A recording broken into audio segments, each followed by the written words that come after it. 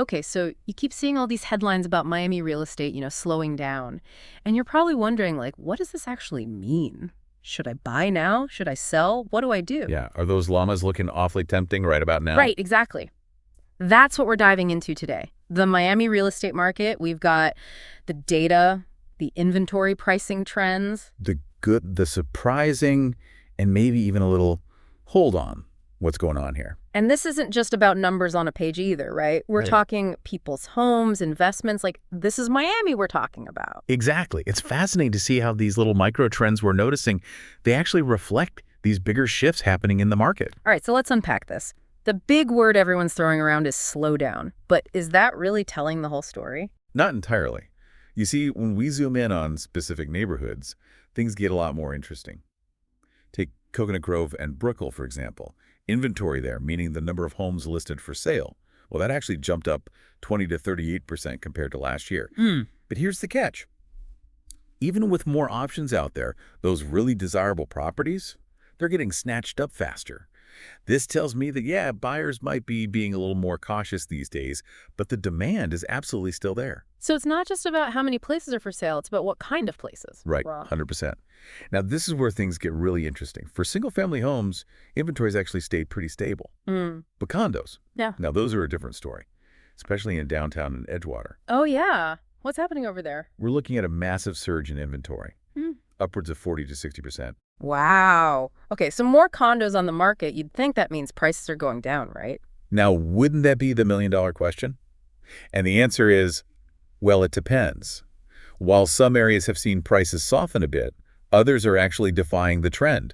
We're even seeing increases in price per square foot in certain areas. Hold on. So to be clear, price per square foot, that's basically taking the price of a place, dividing it by, the square footage. Right. It gives you a standardized way to compare property values across different sizes and location. Okay, got it. So more choices for buyers should, in theory, mean lower prices.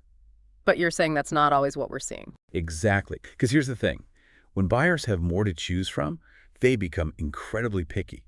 They're not just looking at any condo anymore. They want the perfect condo, the one with all the bells and whistles. Yeah. Maybe it's a killer view, top of the line finishes a building with amazing amenities. Those are the properties that are holding their value and even seeing price jumps. It really comes down to quality over quantity. That makes a lot of sense. So Yeah. location, those extra perks, the whole package, that's what's really driving value in this market.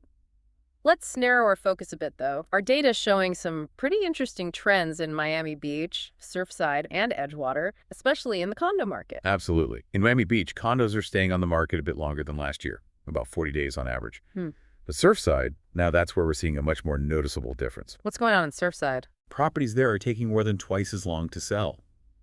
And honestly, it makes sense when you consider the tragic building collapse that happened recently. Buyers are understandably more cautious.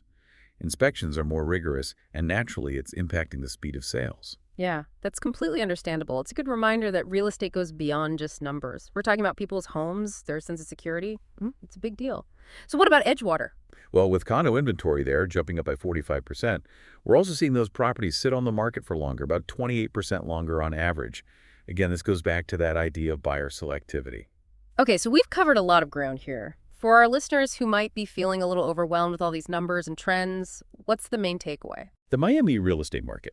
It's not headed for disaster, but it's not a gold rush either. It's complex and constantly evolving. The key, whether you're buying or selling, is knowledge.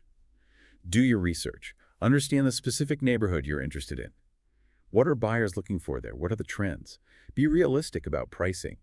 And never underestimate the enduring value of a truly exceptional property. I love that knowledge is power. Couldn't agree more. And that actually brings up a really interesting thought. If this quality over quantity mindset is the new normal for Miami real estate, how will that impact what developers choose to build? What will it mean for Miami's iconic skyline? Something to think about. Until next time on The Deep Dive.